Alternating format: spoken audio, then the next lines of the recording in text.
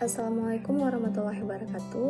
Kami dari kelompok 4 ingin mempresentasikan hasil kerja kelompok kami mengenai prinsip efektif dan contoh implementasinya dalam pembelajaran yang beranggotakan sebagai berikut.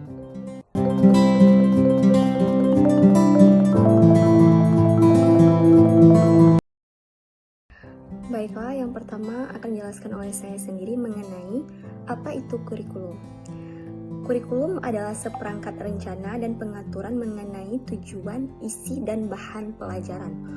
Kurikulum bukan hanya dokumen atau rancangan yang tidak memiliki target, akan tetapi kurikulum merupakan keseluruhan komponen dalam proses pembelajaran sehingga dapat menciptakan pengalaman belajar.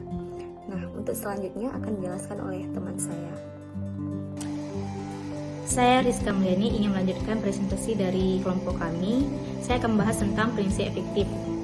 Prinsip efektif adalah bagian salah satu prinsip dalam mengembangkan kurikulum. Efektif adalah usaha dalam mengembangkan kurikulum untuk mencapai tujuan, hasil, dan sasaran yang tepat. Efektivitas pengembangan kurikulum ada dua. Yang pertama ada efektivitas mengajar guru dan efektivitas belajar siswa. Efektivitas mengajar guru mencangkup sejauh mana kegiatan belajar yang direncanakan dapat dilaksanakan dengan baik. Itu bisa diukur dengan RPP atau RPL atau modul ajar. Sedangkan efektivitas belajar siswa mencakup sejauh mana tujuan pembelajaran yang diinginkan dapat dicapai melalui kegiatan belajar mengajar. Itu bisa diukur melalui asesmen proses, asesmen hasil, dan asesmen refleksi. Sekian dari saya. Baik, di sini saya akan membahas mengenai efektivitas dalam pembelajaran. Nah, efektivitas dalam pembelajaran adalah suatu keberhasilan tercapainya tujuan pembelajaran. Kemudian, pembelajaran yang efektif dapat kita lihat ada interaksi ataupun terjadinya interaksi antara siswa dengan guru pada saat proses pembelajaran berlangsung. Kemudian, dapat juga dilihat pada guru mampu menghasilkan perubahan positif kepada siswa, baik itu dari segi ataupun aspek pengetahuan siswa, kemudian dari segi keterampilan maupun dari segi sikap peserta didik ataupun siswa. Nah, contohnya misalkan ketika proses belajar mengajar berlangsung, siswa ini mampu menguasai serta mampu merespon gurunya dalam proses belajar.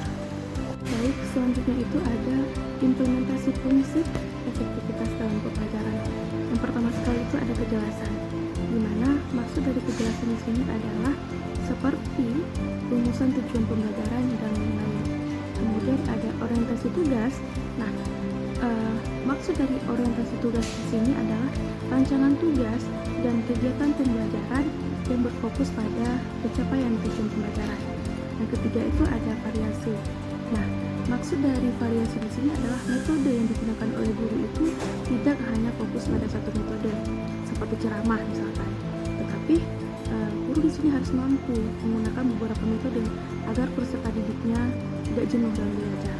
Seperti bisa saja digunakan metode bermain peran, ataupun metode tanggung jawab. Nah, yang keempat itu ada keterlibatan. Maksudnya di sini adalah guru itu harus mampu membuat suasana itu ataupun menciptakan suasana itu menyenangkan sehingga peserta didik termotivasi untuk belajar. Kemudian terakhir itu ada pencapaian peserta didik yang tinggi. Nah, seperti di sini misalkan umpan balik, kemudian memberikan remedial kepada peserta didik yang belum mencapai tujuan pendidikannya. Baik, perkenalkan nama saya Fitri. Saya akan melanjutkan presentasi dari kelompok saya. Nah, saya akan melanjutkan materi tentang pengembangan kurikulum. Nah, apa itu pengembangan kurikulum? Pengembangan kurikulum yaitu sejauh mana rencana program pembelajaran tersebut dapat dicapai atau dapat diimplementasikan.